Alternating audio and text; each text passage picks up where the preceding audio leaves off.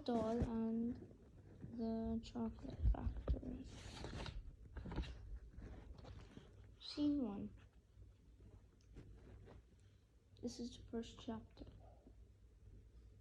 Welcome to the tale of the delicious adventure in the Wonderland. Can you tell that it's delicious? Can't you smell it already? Oh, how I love the gorgeous smell. You've all heard of Cambridge Rotary, Fry's Nestle, Wonka. What's that? You say, that's Wonka. You don't mean what Wonka is. Why, Wonka chocolate, of course. I admit that Willy Wonka's chocolate is fairly new, but it's also the greatest chocolate ever invented. Why? Willy Wonka himself is the most amazing, most fantastic, most extraordinary chocolate maker in the world has ever seen. He's invented things like, say why, I'm not going to tell you what he's invented. You came to see for yourself. So now just do just that. But before I go, I should perhaps fill you in on what's been happening around here lately, because Mr. Willy Wonka makes the best chocolate in the world, the whole wide world.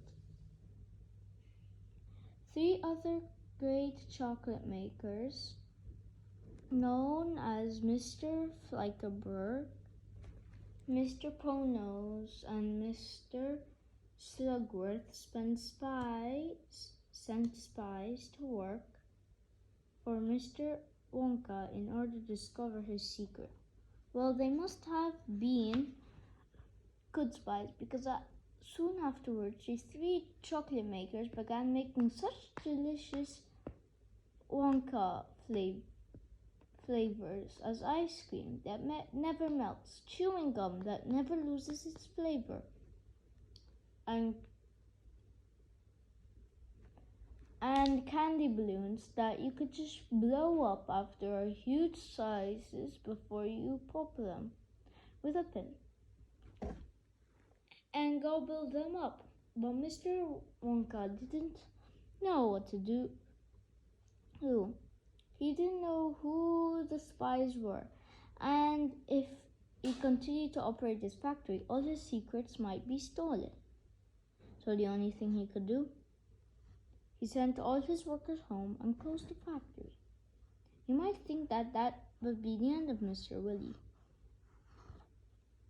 But no, sirree. Not him.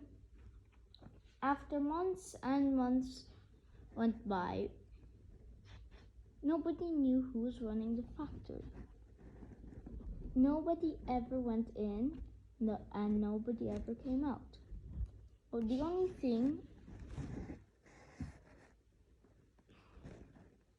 you could see were shadows dancing around the front of the lighted windows. Mighty strange. Well, anyways, let's get back to the story. As soon as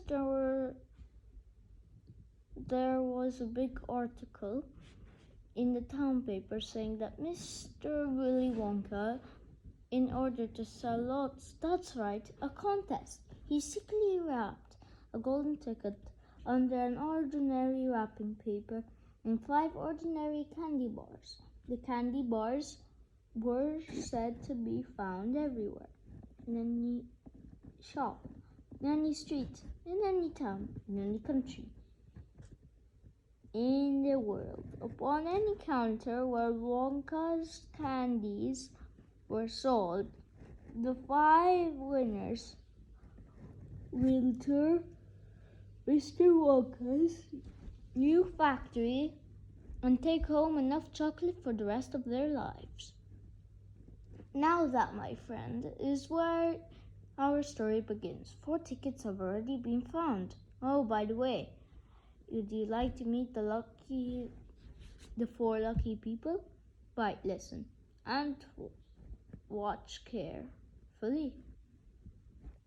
I think there are somewhere There's here somewhere. Looks over the audience. Let's see. August Gloop. Where are you, August Gloop? August Gloop. From somewhere in the audience. Chocolate. Chocolate. Chocolate. Chocolate. I love chocolate. Food. Food. Smacking lips repeatedly. I must eat all the time. Chocolate. This golden ticket is my meal to eat and eat and eat and eat. Chocolate, chocolate, chocolate. Well, friends, that was our first golden ticket finder, August Gloop.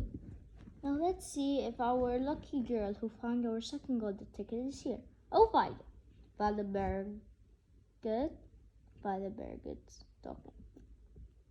Chews fiercely on the gum, waving words excitedly in a rapid and loud manner from somewhere in the audience. I'm a gum chewing normally, but when I heard about these tickets things of Mr. Wonka's, I laid off the gum and switched to candy bars and hoping to strike it. Luckily now, of course, I'm right back to gum. I'm just lucky now to adore gum. I can't do without it. I munch it all day long except for a few minutes at mealtime when I take it out and stick it behind my ear for safekeeping.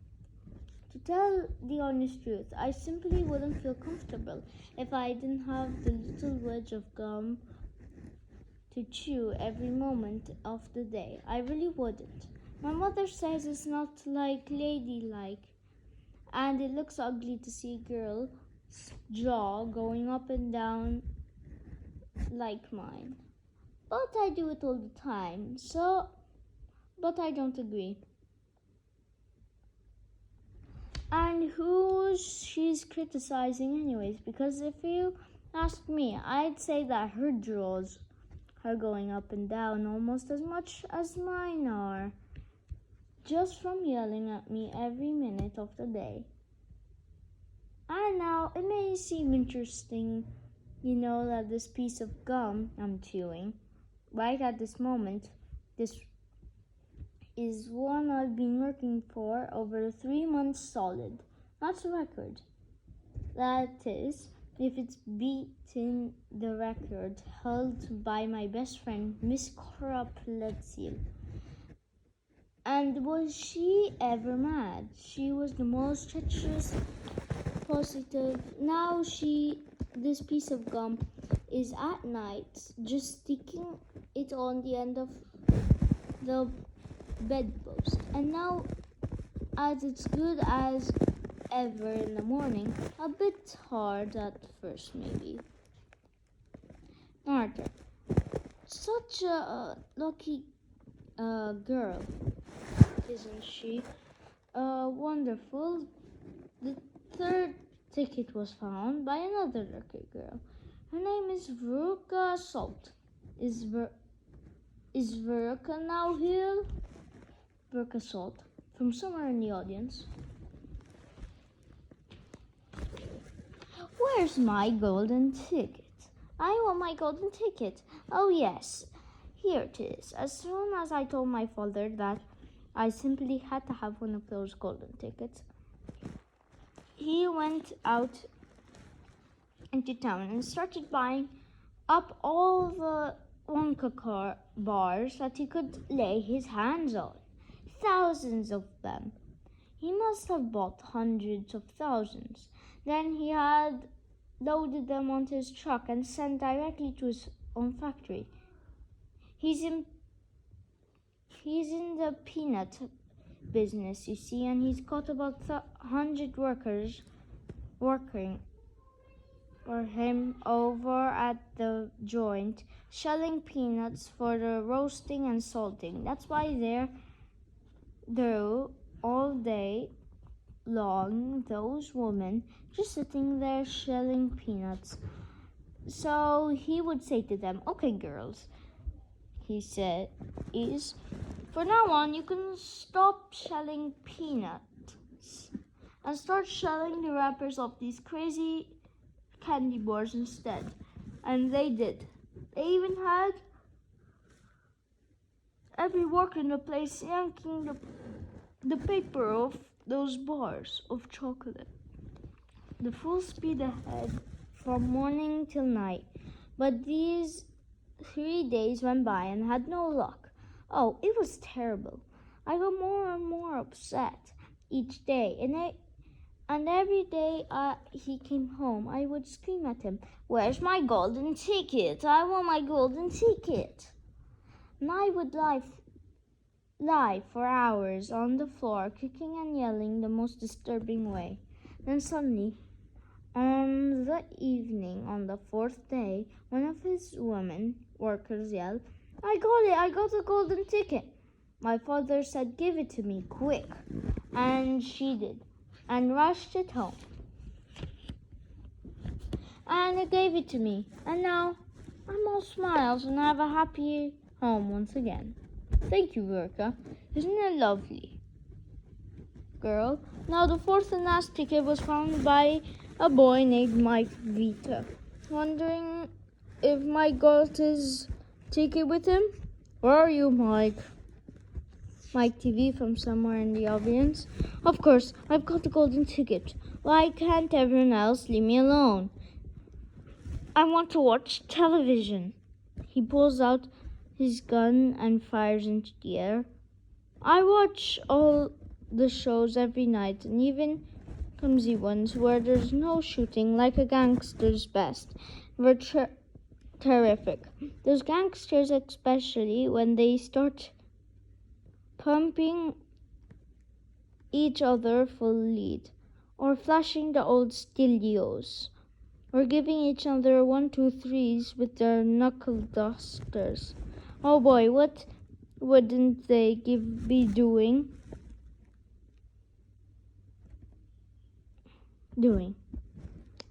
And that, folks, is Mike TV. Sorry to bother you, Mike. End of scene. Thank you.